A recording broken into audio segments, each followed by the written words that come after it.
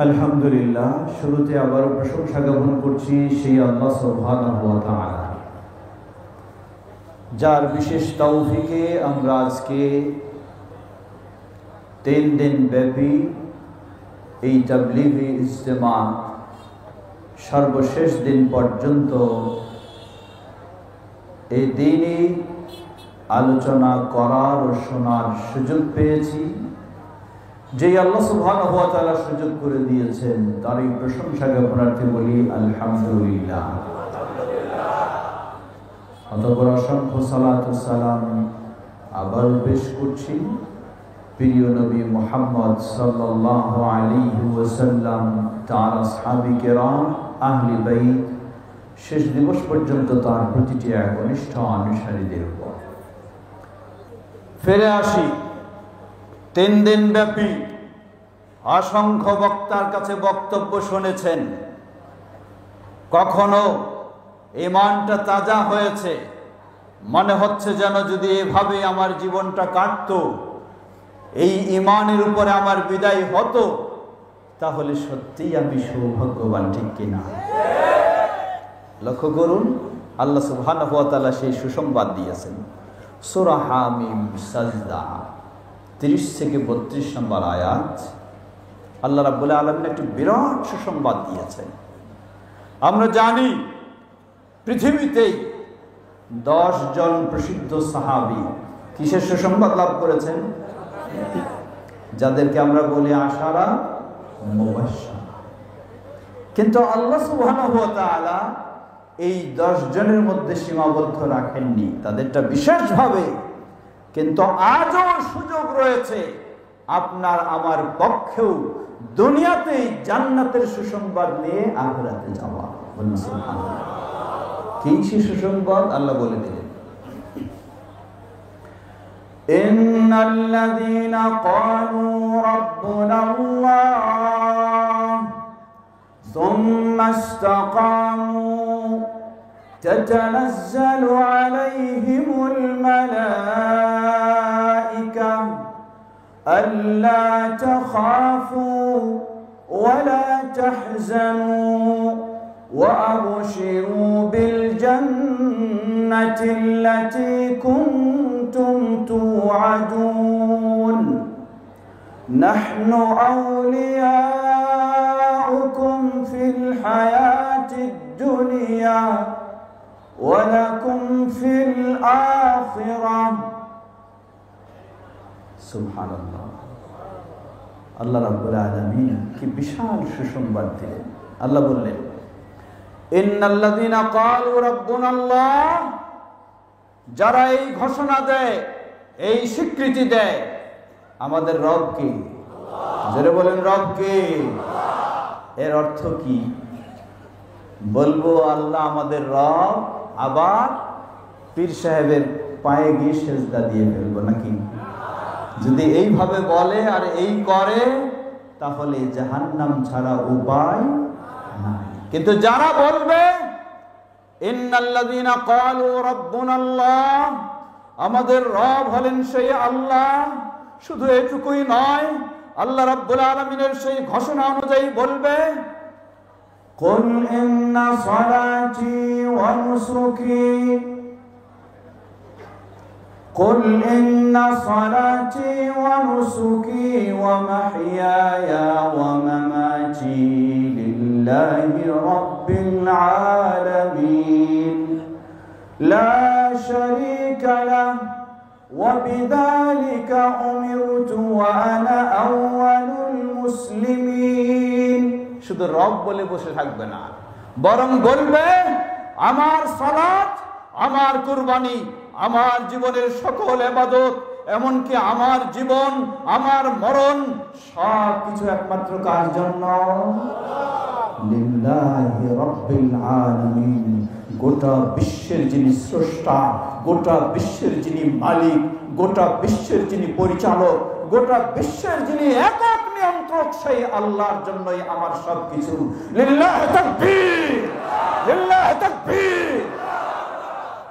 আল্লাহ বললেন, এভাবে যারা বলবে সেই আল্লাহ ছাড়া ইবাদত কারো জন্য হবে আল্লাহ ছাড়া কারো জন্য মাথা নত হবে, আল্লাহ ছাড়া কারো জন্য আনুগত্য হবে না। আল্লাহ বলছেন, শুধু এটুকু বলেই শেষ নয়, 3 দিনের মাহফিলে সবসময় বলেছে আল্লাহর জন্যই হবে, আল্লাহর জন্যই হবে। 3 দিনের পর 4th দিনে বাড়িতে গিয়ে, ব্যবসা বাণিজ্যে গিয়ে, ক্ষেত খামারে গিয়ে, অফিস আদালতে গিয়ে সবকিছু কি বলে গেছে, সবকিছু বলে গেছে, আর মনে নাই। তাহলে কোনো উপায় নাই। আল্লাহ বলছেন এই ঘোষণা দেবে, সুম্মাস্তাকামু, গোটা জীবনটাই ওই তাওহীদের উপরে থাকবে, গোটা জীবনটাই শিরক মুক্ত হবে, গোটা জীবনটাই সুন্নাহর উপরে থাকবে, গোটা জীবনটাই বেদাত মুক্ত থাকবে, গোটা জীবনটাই কুসংস্কার মুক্ত থাকবে, গোটা জীবনটাই আল্লাহর তাওহীদের উপরে থাকবে। এই অবস্থায় যখন মুমূর্ষু অবস্থায় পৌঁছে যাবে, মৃত্যু সন্নিকটে এসে যাবে, ওই ব্যক্তির কাছে আল্লাহর বিশেষ ফেরেশতাগণ এসে বলবেন, আল্লাহ তাখাফু, তোমরা গোটা জীবনটাই তাওহীদের উপরে ছিলে, গোটা জীবনটাই শিরক মুক্ত ছিলে, গোটা জীবনটাই সুন্নাহর উপরে ছিলে, গোটা জীবনটাই বেদাত মুক্ত ছিলে, গোটা জীবনটাই আল্লাহর পথে ছিলে, গোটা জীবনটাই সত্যের পথে ছিলে, গোটা জীবনটাই হালালের পথে ছিলে। আল্লাহ তাখাফু, জেনে রাখো তোমাদের কোনো ভয়ের কারণ নেই, ওয়ালা তাহজানু, তোমাদের কোনো দুশ্চিন্তার কারণ নেই, ওয়া আবশিরু বিল জান্নাতিল্লাতী কুনতুম তুআদুন, দুনিয়ার জীবনেই তোমরা সুসংবাদ নিয়ে নাও, যেই জান্নাতের তোমাদেরকে প্রতিশ্রুতি দেওয়া হয়েছে, ওই জান্নাত তোমাদের জন্য অপেক্ষা করছে, মৃত্যু হলেই তোমরা জান্নাতের স্বাদ পেয়ে যাবে। সুবহানাল্লাহ, সুবহানাল্লাহ। শর্ত কি? প্রথম শর্ত হলো তাওহীদের উপরে থাকতে হবে। কিসের উপরে? এর মানে সকল প্রকার শিরক থেকে মুক্ত হতে হবে। দ্বিতীয় শর্ত, একদিন দুদিন হলে হবে না, গোটা জীবনটাই থাকতে হবে, মৃত্যু পর্যন্ত। তাহলে এই দুনিয়াতেই জান্নাতের সুসংবাদ লাভ করব ইনশাআল্লাহ। কেমন সুসংবাদ?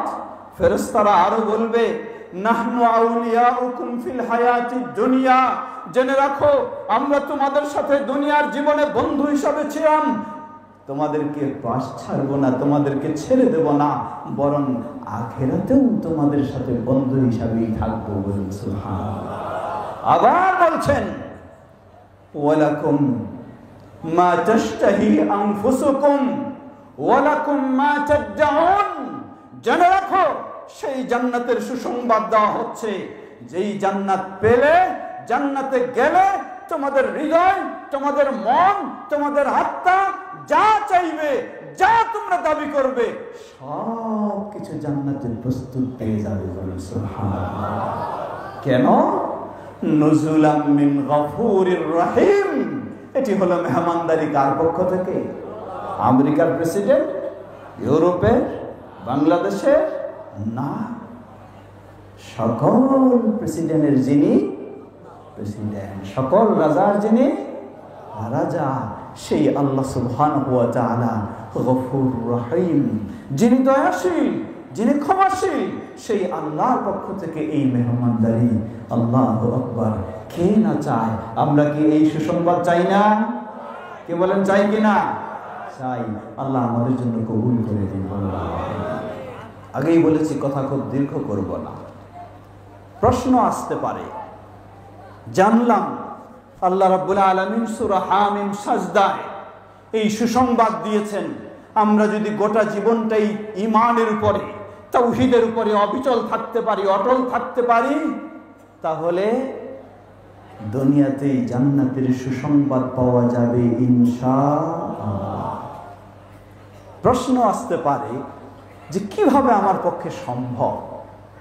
জবাব, 5টি উপায় মাত্র বলবো, যেগুলির মাধ্যমে সম্ভব গোটা জীবনটাই ঈমানের উপরে, তাওহীদের উপরে অটল থাকা।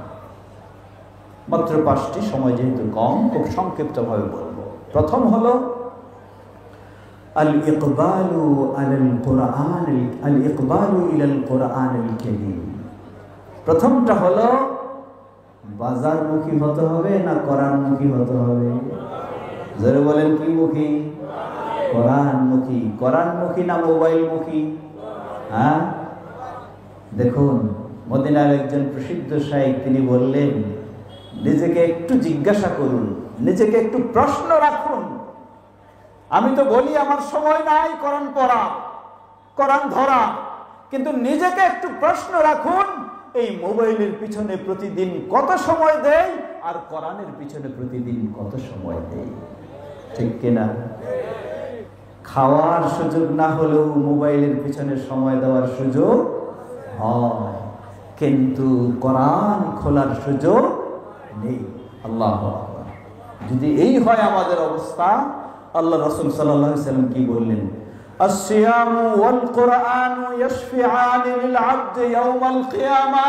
কিয়ামতের ওই কঠিন বিভীষিকাময় দিনে, যেদিন দুনিয়ার কোনো সুপারিশ থাকবে না, দুনিয়ার কোনো ফোন যাবে না, দুনিয়ার কোনো তদবির থাকবে না, সেই কঠিন বিভীষিকাময় দিনে এই বান্দার জন্য আল্লাহর আদালতে সুপারিশ করবে সিয়াম এবং আল কোরআন। কি? আল কোরআন। কোরআন বলবে, ইয়া রাব মানাতুহু বিল লাইলি ফাশফি'নি ফীহি। হে আল্লাহ, এই রাতের আরামের ঘুমটাও আমি তাকে বাধা দিয়েছি, সে ঘুম বাদ দিয়ে আমি কোরআনকে নিয়ে ব্যস্ত ছিল, কোরআন তেলাওয়াত করেছে, কোরআন বোঝার চেষ্টা করেছে, কোরআন পড়ার চেষ্টা করেছে, কোরআন শেখার চেষ্টা করেছে। সুতরাং আমি এই বান্দার জন্য সুপারিশ করছি, আল্লাহ তাকে তুমি মুক্তি দিয়ে দাও। সুবহানাল্লাহ, সুবহানাল্লাহ। প্রিয় ভাইরা, যদি প্রতিদিন আপনার কোরআনের সাথে সম্পর্ক থাকে, তাহলে আপনার জন্য সহজ হবে মৃত্যু পর্যন্ত কিসের উপরে থাকা? ঈমানের উপরে, তাওহীদের উপরে থাকা সম্ভব। লক্ষ্য করুন, সংক্ষিপ্তভাবে বলছি। কেউ বলতে পারি কোরআনের বিষয়ে তো আমরা অনেক দুর্বল, ইসলাম কত সহজ। দেখুন আল্লাহ রাসূল সাল্লাল্লাহু আলাইহি ওয়াসাল্লাম বলেন, আল মাহিরু ফিল কোরআন মাআল কিরামিল বারারা। যে ব্যক্তি কোরআন পাঠে, কোরআন পড়ায়, কোরআন বুঝায় দক্ষ, অভিজ্ঞ, তার মর্যাদা হলো আল্লাহর সম্মানিত ফেরেশতাদের সাথে তার অবস্থান করবে। আর যে ব্যক্তি, হয়তো বলতে পারি আমরা বাংলাদেশী মানুষ, বাংলা ভাষা আরবি ভাষা বুঝি না, কোরআন পড়া আমার জন্য অনেক কষ্টকর, আমার জন্য সম্ভব হয় না, আমি তো কোরআনে দক্ষ হতে পারি না, মাদ্রাসাও পড়তে পারিনি, তাহলে কি আমার কোনো পথ নেই? জবাব, ইসলাম কত সুন্দর পথ দিয়েছে। আল্লাহ রাসূল সাল্লাল্লাহু আলাইহি ওয়াসাল্লাম বললেন, যে ব্যক্তি খুব দক্ষ নয় কিন্তু কোরআন পড়ার চেষ্টা করে, কোরআন ছেড়তে চায় না, এমনকি কোরআন পড়তে চায়, থেমে যায়, অগ্রসর হতে পারে না, আবার চেষ্টা করে, অগ্রসর হতে পারে না, আবার চেষ্টা করে, আল্লাহ রাসূল সাল্লাল্লাহু আলাইহি ওয়াসাল্লাম বললেন, ফালাহু আজরান। ওই ব্যক্তির জন্য আল্লাহ দ্বিগুণ সওয়াব দান করবেন। সুতরাং কারো বলার সুযোগ নাই যে আমি কোরআন পারি। আছে? সুযোগ আছে? কারো বলার সুযোগ নাই। আপনি কি একটু ভেবে দেখেছেন যে আল্লাহ আপনাকে বিবেক বুদ্ধি দিয়েছেন, যে আল্লাহ আপনাকে মেধা শক্তি দিয়েছেন, সেই মেধা শক্তি দিয়ে বাংলা ভাষা শুধু নয়, ইংরেজি ভাষা শিখেন, আরো বহু কিছু ভাষা শিখেন, গণিত শিখেন, সায়েন্স শিখেন, বিজ্ঞান শিখেন, সমাজ শিখেন, আরো কত কিছু শিখলেন, কিন্তু যেই আল্লাহ আপনাকে এই মেধা দিলেন, সেই আল্লাহর কোরআন একবার তেলাওয়াত করাও আপনি শিখতে পারলেন না, আপনার মতো আমার মতো আর হতভাগা আর কি হতে পারে? ঠিক কিনা? চেষ্টা করব না? করবো তো ইনশাআল্লাহ। বলুন, করবো তো ইনশাআল্লাহ। সাথে ছোট্ট আরেকটি জিনিস স্মরণ করে দেই, বহু ভয়াবহ ফিতনার মাঝে আমরা হাবুডুবু খাচ্ছি। তা কেমনে? এক শ্রেণীর মানুষ, আমি তো খুব কোরআন পড়ার গুরুত্ব দিলাম, কালকে আপনাকে আসে বলবে, দেখেন মাদানী সাহেব এসে বলে গেলেন কোরআন শিখতে হবে, কোরআন পড়তে হবে, কিন্তু একবারও তো উনি বলেন নাই হাদিস পড়তে হবে, শিখতে হবে। এর মানে কি? এর মানে হলো ইসলাম মানতে হবে শুধু কি দিয়ে? হ্যাঁ, জোরে বলেন তো, কি দিয়ে? শুধু কোরআন দিয়ে মানতে হবে, হাদিস মানা যাবে না। খেয়াল রাখবেন, এই সমাজেও মানুষ আছে, আপনার কাছেও আসে, শুধু এই সমাজে না থাকলেও আপনার ঘরের ভিতর নয়, আপনার হাতের মুঠাও সেই বক্তব্যগুলি এসে যায়। ঠিক কিনা? এই অনলাইনে যত সহজ তত কঠিন, যত সহজ তত কঠিন। সেই মক্কার, বাইতুল্লাহ, মদিনার বিশিষ্ট আলেমদের বক্তব্য শোনা হয়তো কারো পক্ষে সম্ভব হবে না সেখানে পৌঁছা, কিন্তু এই হাতের মুঠোয় আপনার জন্য সহজ হয়ে গেছে। আবার কোন জায়গায় কোন ভয়ঙ্কর বক্তব্য ইসলাম বিরোধী, ইমান বিরোধী, তার পক্ষে কোনোদিন সুযোগ হবে না এই ইজতেমায় এসে সেই বক্তব্য দেওয়া, কিন্তু আপনার হাতের মুঠে চলে এসেছে। তাই কঠিন, খেয়াল রাখতে হবে।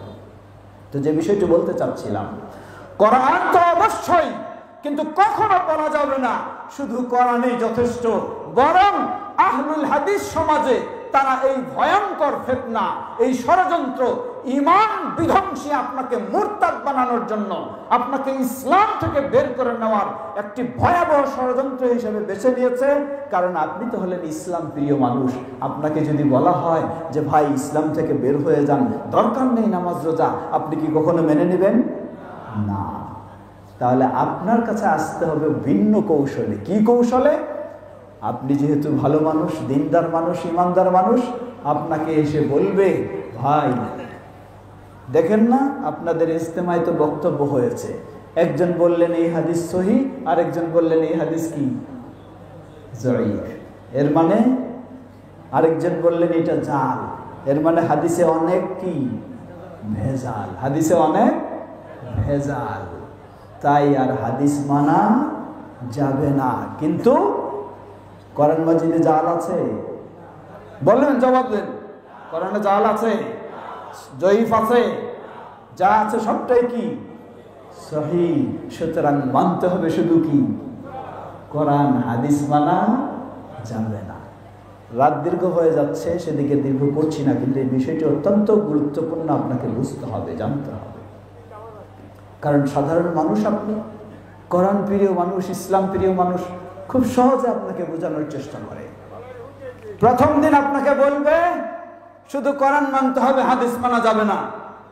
দ্বিতীয় দিন আপনার কাছে এসে বুঝাবে, ভাই মনে তো আছে কোরআন মানতে হবে, হাদিস মানা যাবে না। কেন? হাদিসের মধ্যে অনেক ভেজাল আছে, অনেক সমস্যা। তাহলে কি করতে হবে? আপনি মেনে নিলেন কিছুটা। তৃতীয় দিন আপনার কাছে এসে বলবে, কি ব্যাপার, আপনি এত কষ্ট করে বারবার মসজিদে 5 বার কেন যাচ্ছেন? কেন যেতে হবে না? জবাব, আপনি গোটা কোরআন খুলে দেখেন তো কোন জায়গায় 5 বার মসজিদে যাওয়ার কথা বলা হয়েছে। আসলেই বাস্তব, কোরআন মাজিদে 5 ওয়াক্ত সালাতের ইঙ্গিত সূচক সংক্ষিপ্তভাবে আলোচনা এসেছে, কিন্তু কোথাও কোরআন মাজিদে বলা হয়নি খামসা সালাওয়াত, 5 ওয়াক্ত সালাত। বলা হয়েছে কোথায়? বলা হয়েছে সহিহুল বুখারীর হাদিস, আল্লাহ রাসূল সাল্লাল্লাহু আলাইহি ওয়াসাল্লাম বললেন, ওয়া আ'লামহুম আন্নাল্লাহা ইফতারাদা আলাইহিম খামসা সালাওয়াতিন ফি কুল্লি ইয়াউমিন ওয়া লাইলা। তাদেরকে জানিয়ে দাও আল্লাহ দিন এবং রাতে 24 ঘন্টায় কয় ওয়াক্ত সালাত? 5 ওয়াক্ত ফরজ করেছেন। কিসের মধ্যে আলোচনা এসেছে? হাদিসে, কোরআনে নাই। আপনি একটু থেমে গেলেন। বিশেষ করে যারা মসজিদে যেতে চায় না, মসজিদে যাওয়াটা যাদের জন্য কষ্টকর, তারা কি বলবে? তারা বলবে এবার তো সুযোগটা পেয়ে গেলাম একটু, হ্যাঁ, কোরআনে যেখানে নাই তাহলে তার মসজিদে যাওয়ারও দরকার নাই। লা হাওলা ওয়ালা কুওয়াতা ইল্লা বিল্লাহ। চতুর্থ দিন আপনার কাছে আসবে, আসে বলবে, কি ব্যাপার, আপনি আবার এইভাবে কেন সালাত আদায় করেন?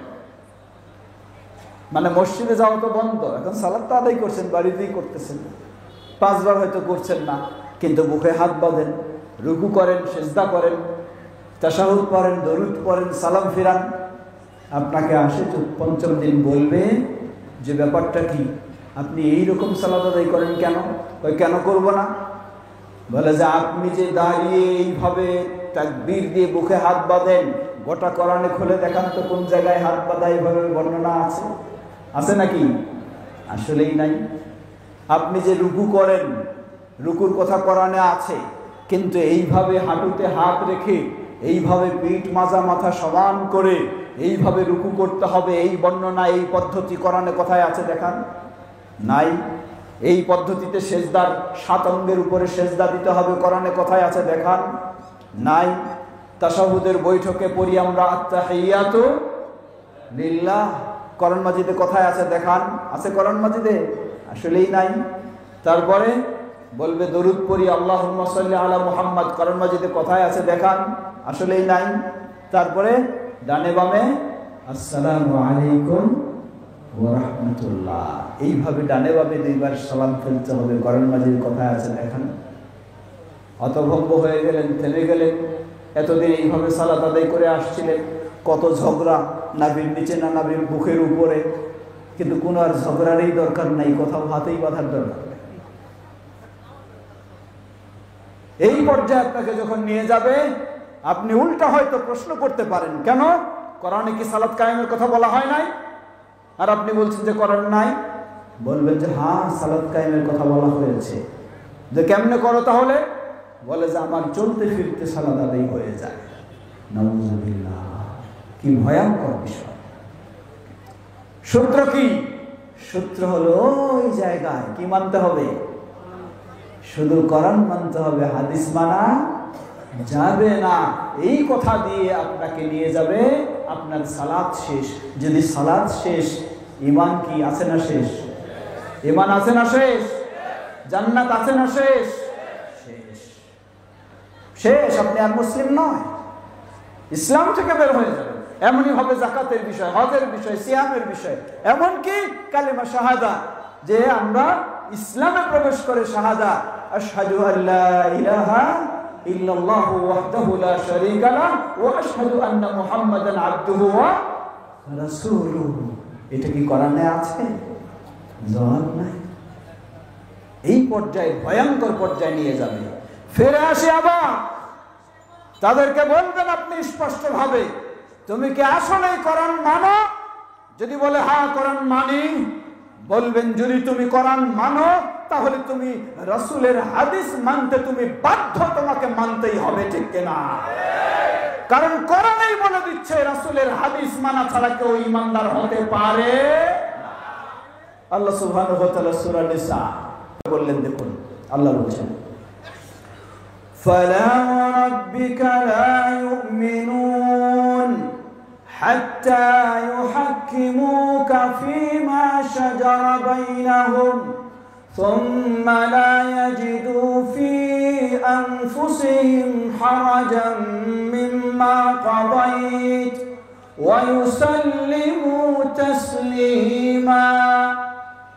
আল্লাহ সুবহানাহু ওয়া তাআলা বলছেন, হে নবী, তোমার রবের কসম করে বলছি, যতক্ষণ না তারা তাদের মাঝে পরস্পরের দ্বন্দ্বের সমাধানকারী হিসাবে তোমাকে মেনে না নেয়, ততক্ষণ পর্যন্ত তারা ঈমানদার হতে পারবে। নবী সাল্লাল্লাহু আলাইহি ওয়াসাল্লামের হাদিস মানবেন না, তাহলে কি আপনি নবী সাল্লাল্লাহু আলাইহি ওয়াসাল্লামকে সমাধানকারী মানলেন? কি মেনেছেন? না। তাহলে কোরআনই বলে দিচ্ছে ওই ব্যক্তিদেরকে যারা বলে শুধু কোরআন মানি হাদিস মানি না, তাদেরকে বলবেন তুমি আসলেই মুসলিমও নয়, ঠিক কিনা?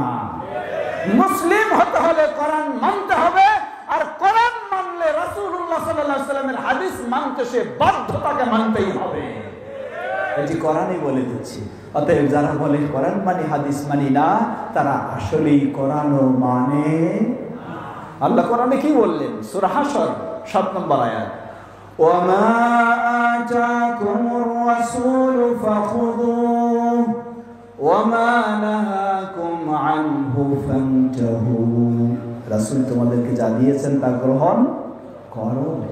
রাসূলকে হাদিস দেন নাই? কি বলছেন তিনি? উতিতুল কিতাবা ওয়া মিসলাহু মাআ, আমাকে দেওয়া হয়েছে এই কিতাব এবং অনুরূপ আরেকটা, কি সেটা? রাসূলুল্লাহ সাল্লাল্লাহু আলাইহি ওয়াসাল্লামের হাদিস। তো এই কোরআন বলে দিচ্ছি। অতএব যারা বলে শুধু কোরআন মানি হাদিস মানি না, মনে রাখবেন তারা মুসলিম হতে পারে। কে বলেছেন? আমি না আল্লাহ? আল্লাহ বলেছেন সূরা নিসা ৬২ নম্বর আয়াত। বিশেষ করে মনে রাখবেন তাদের টার্গেট বেশি হলো আহলুল হাদিস সমাজ। বলেন কেন? জবাব মনে রাখবেন, পৃথিবীর বুকে কোরআনের সাথে যারা হাদিসের গুরুত্ব দেয় তারাই হলো মালিকি মাযহাবের মানুষেরা নাকি হাম্বলি মাযহাবের মানুষেরা, শাফি মাযহাবের মানুষেরা বা হানাফি মাযহাবের মানুষেরা? জবাব একমাত্র কারা? আহলুল হাদিসেরা। বলুন আলহামদুলিল্লাহ। কারণ যারা মাযহাবের উপর পূর্ণ নির্ভরশীল, অথবা কোন তরিকার উপর পূর্ণ নির্ভরশীল, অথবা পীর মুর্শিদের উপর নির্ভরশীল, অথবা ইমামের উপর নির্ভরশীল, অথবা বাপদাদার উপর নির্ভরশীল, তাকে যখন কোন ইসলামের বিষয়ে বলবেন, কোন ইবাদতের কথা বলবেন, তিনি উল্টা আপনাকে প্রশ্ন করবে, আপনি যে ইবাদতের কথা বললেন, এই ইবাদত কি আমার মাযহাবে আছে?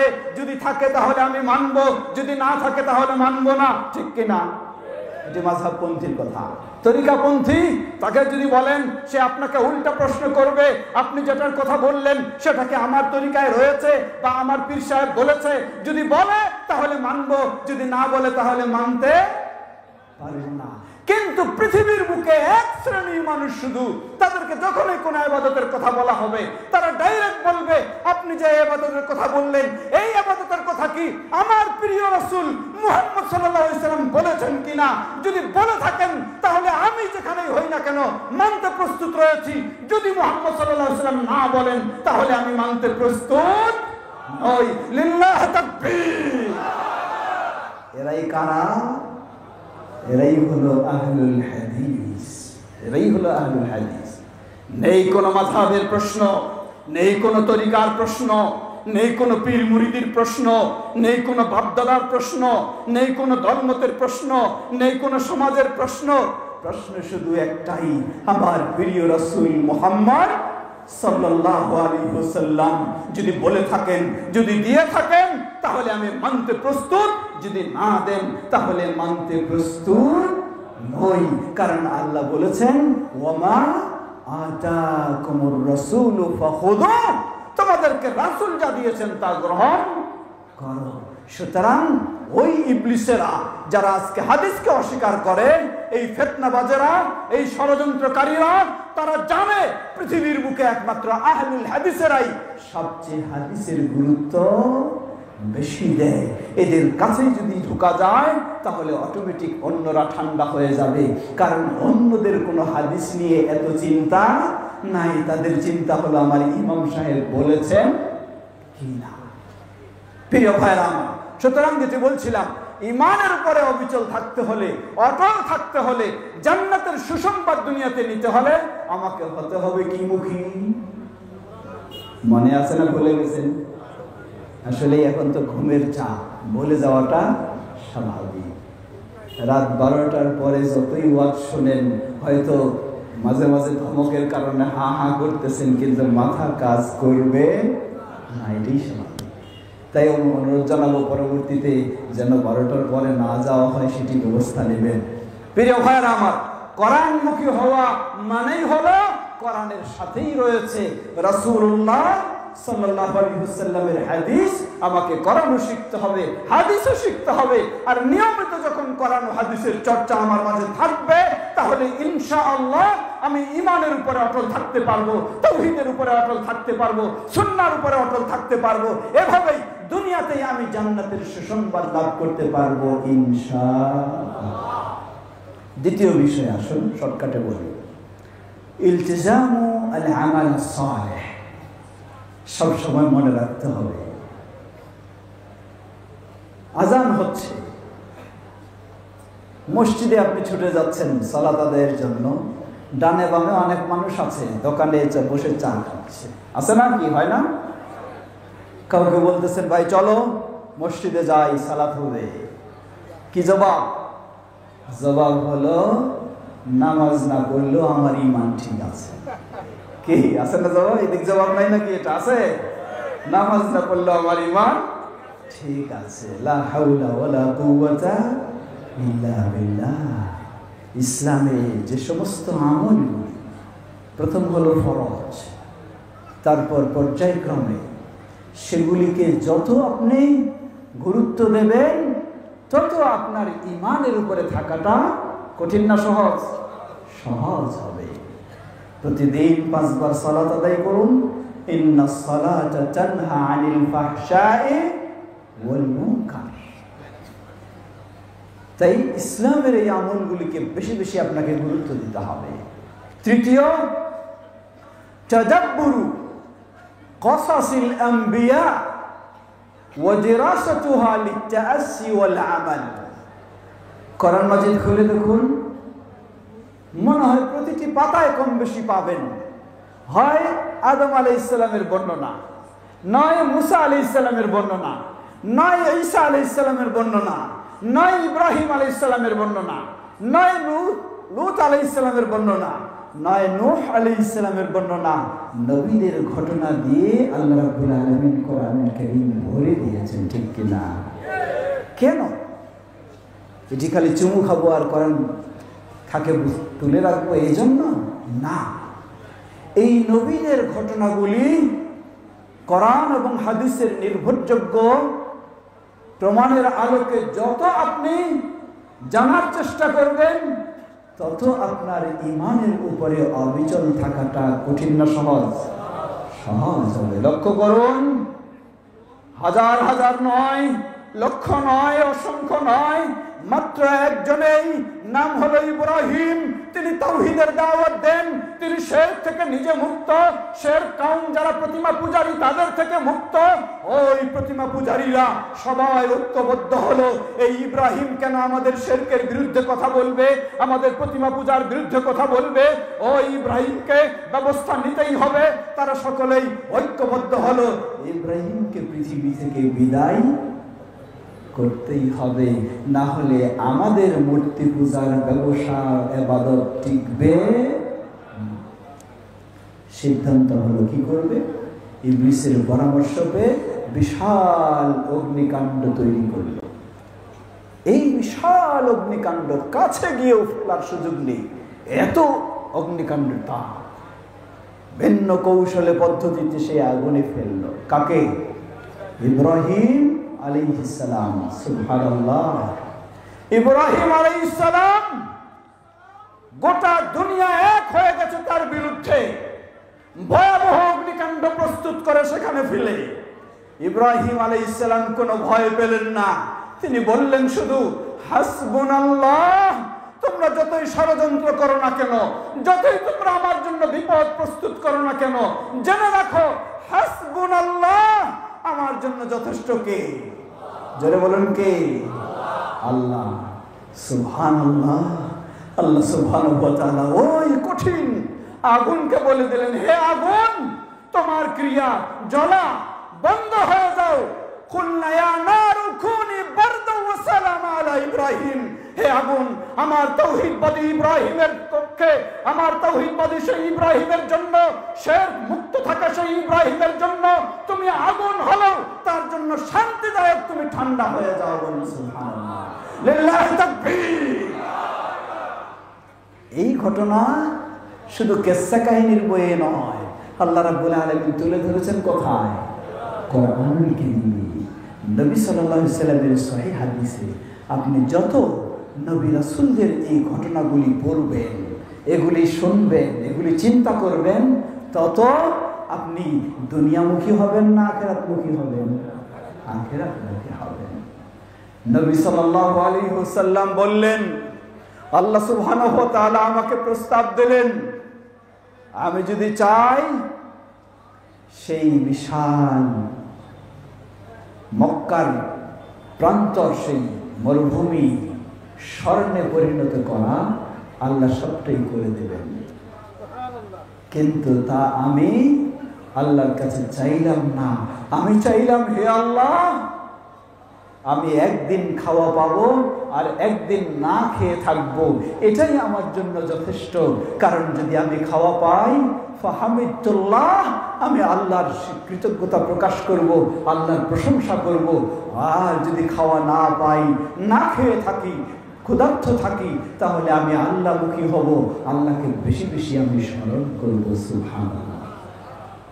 এভাবেই যদি নবী রাসূলদের জীবনীগুলি আমরা পড়ি, তাহলে ঈমানের উপরে অবিচল থাকা সম্ভব হবে ইনশাআল্লাহ।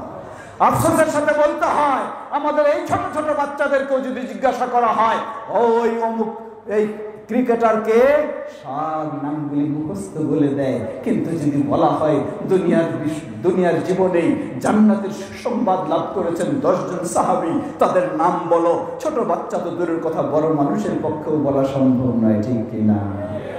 কত দুর্বল হয়ে আছে, কিভাবে জান্নাতের আশা করি? সুতরাং জান্নাতের আশা করলে যারা জান্নাতি তাদের নিয়ে আমাদেরকে ভাবতে হবে, তাদের নিয়ে আমাদেরকে চিন্তা করতে হবে, তাহলেই জান্নাতি হতে পারবো ইনশাআল্লাহ। রাত অনেক দীর্ঘ হয়ে যাচ্ছে, সেদিকে যাচ্ছি না, শেষ করব। তৃতীয় বিষয়, চতুর্থ বিষয়, আর দোয়া। আল্লাহর কাছে সবচেয়ে বেশি বেশি কি করতে হবে? কি করতে হবে? দোয়া। হেদায়েতের মালিক কি? ইমানের উপর রাখার মালিক কি? রব্বানা লা তুযিগ কুলুবানা বা'দা ইয হাদাইতানা।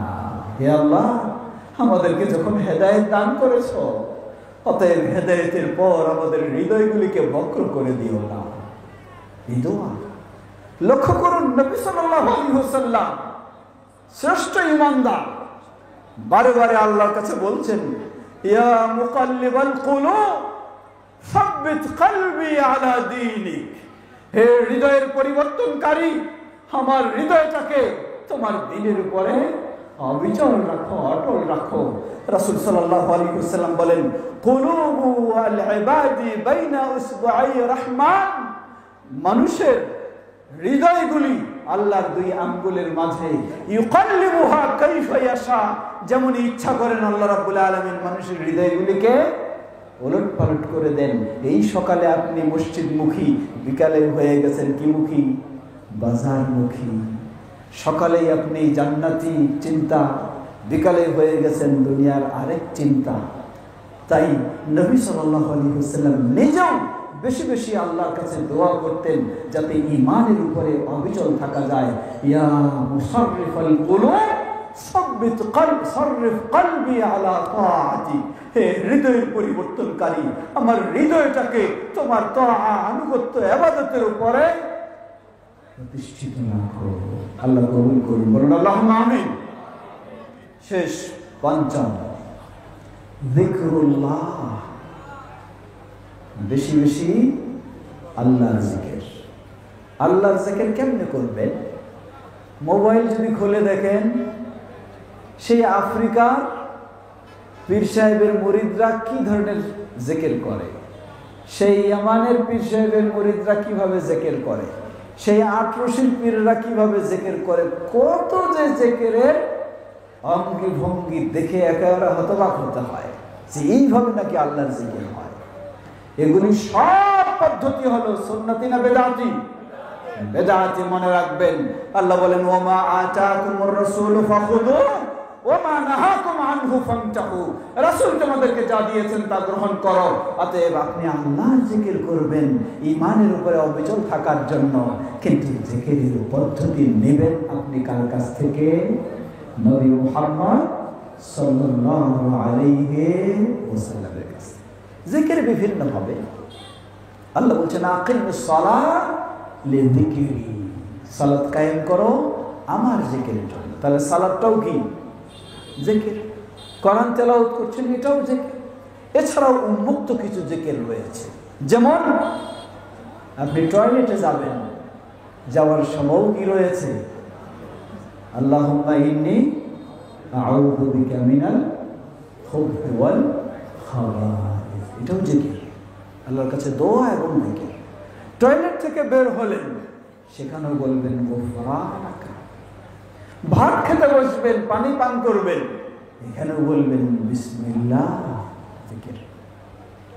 শেষ করবেন, এখানেও জিকির।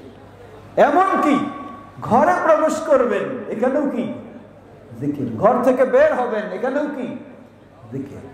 এই আল্লাহর জিকিরে এক হলো আপনি নিজেকে ঈমানের উপরে অটল রাখতে পারবেন, দ্বিতীয় হলো শয়তানের ভয়াবহ আক্রমণ থেকে আপনি নিজেকে রক্ষা করতে পারবেন।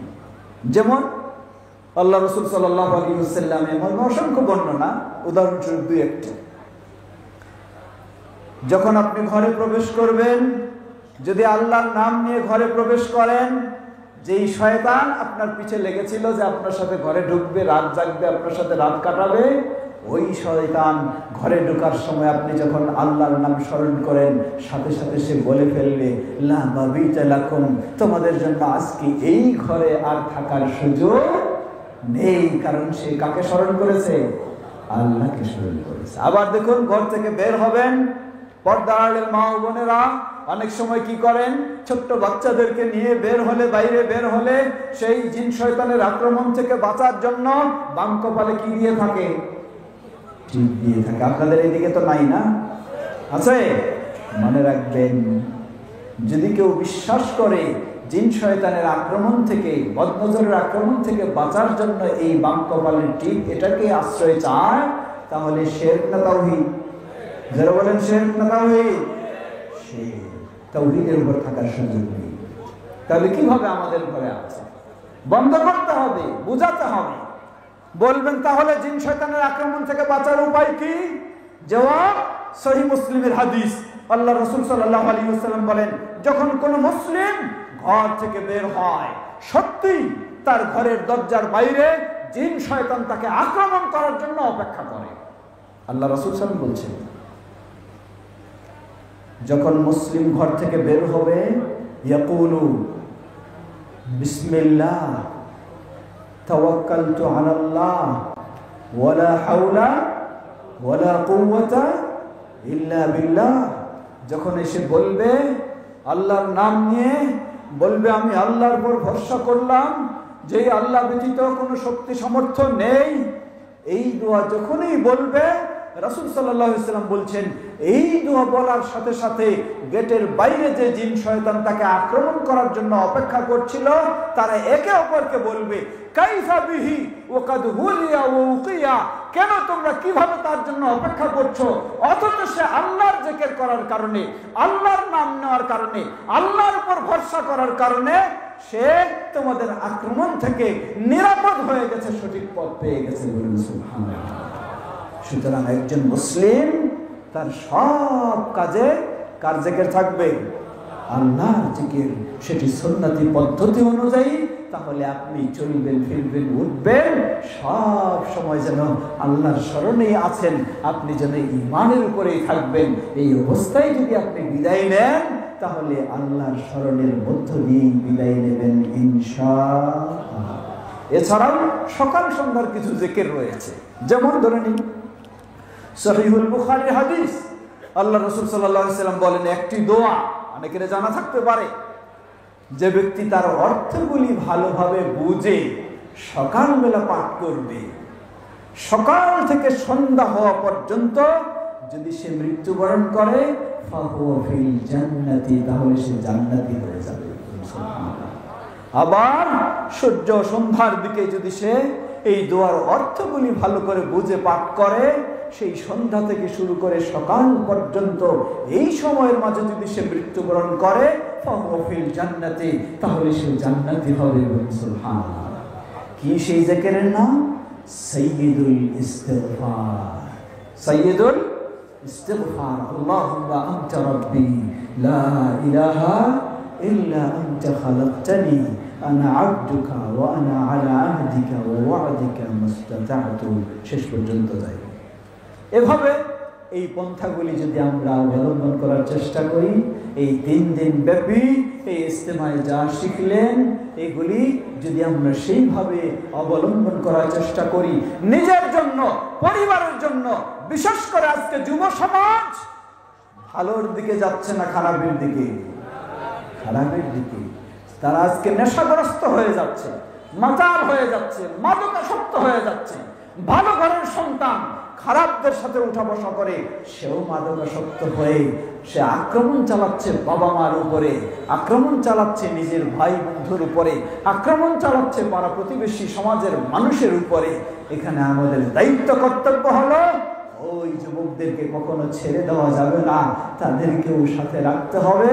বিশেষ করে ছোট থেকেই তাদেরকে যদি আমরা নামাজি বানানোর চেষ্টা করি, আমাদের শাইখ যেভাবে ইলমের জ্ঞান অর্জনের মূল্যবান বক্তব্য তিনি রেখেছেন, সেগুলি যদি আমরা চেষ্টা করি, জ্ঞান অর্জনের জন্য কোনো বয়সের সীমা নেই সব সময়। এটি হলো জ্ঞান অর্জনের পরিবেশ। আল্লাহ আমাদেরকে কোরআন এবং সহিহ হাদিসের জ্ঞান অর্জন করে তাওহীদ ও সুন্নাহ ভালোভাবে জেনে গোটা জীবনটাই যেন তাওহীদ ও সুন্নাহর উপরে অবিচল থাকতে পারি, দুনিয়ায় যেন আমরা জান্নাতের সুসংবাদ নিয়ে আল্লাহর কাছে যেতে পারি। আল্লাহ আমাদের সকলকে সে তৌফিক দান করুন। আহলুল হাদিসরা যেন আমরা ঐক্যবদ্ধ হয়ে থাকতে পারি, পরস্পরের প্রতি আন্তরিকতা ভালোবাসা প্রদর্শন করে আমরা একসাথে কাজ করতে পারি। আল্লাহ আমাদের সবাইকে সে তৌফিক দান করুন।